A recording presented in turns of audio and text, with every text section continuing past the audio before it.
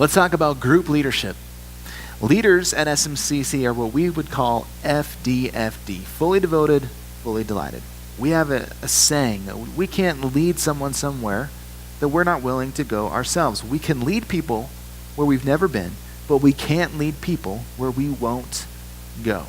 So, we don't do membership at SMCC, but we do consider people fully engaged when they're in a group or leading a group, when they're on a team, when they're a growing giver, and they exemplify grace. They have a grace mindset. They treat other people in the way that God has treated them.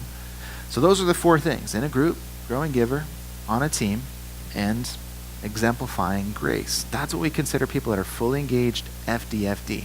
As a leader of the group, you set the cap.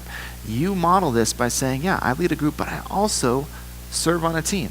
Because when we talk about serving and being involved in the church, you as a leader need to be able to say, I'm going to go first. Let me tell you about the team that I serve on. Let me tell you about the sacrifices that I make so that I can contribute financially to the mission of SMCC. Let me tell you about how grace is working in my own life. Let me tell you how I've benefited personally from being in a group. Leaders are FDFD. They set the cap, they set the example.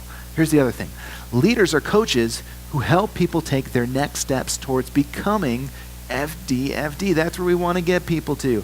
Fully devoted, fully delighted followers of Christ. Our people are most encouraged when they know we want something for them and not something from them. So we don't have a checklist.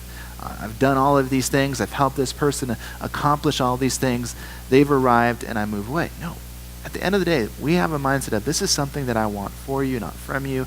It doesn't matter how long it takes. One of the core values here at SMCC is that we honor the process in which God changes people from the inside out. We believe that you can belong before you believe.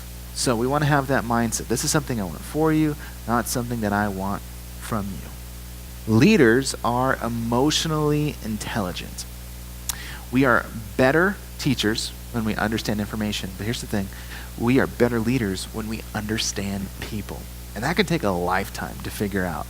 But we expect our leaders to respond in emotionally intelligent ways when people bring up hard questions in group or they share about challenging things that are going in their lives.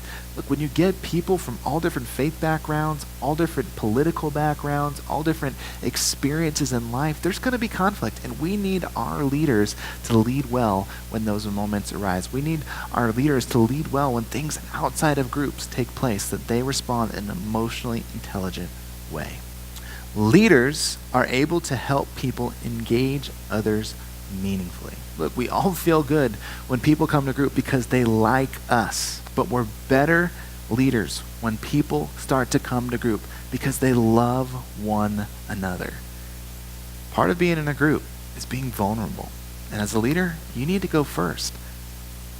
Talk about the good, the bad, and the ugly in your own life. And then be ready to hear from other people when they share about the good, the bad, and the ugly in their own lives. To create an environment where people feel that they can be vulnerable.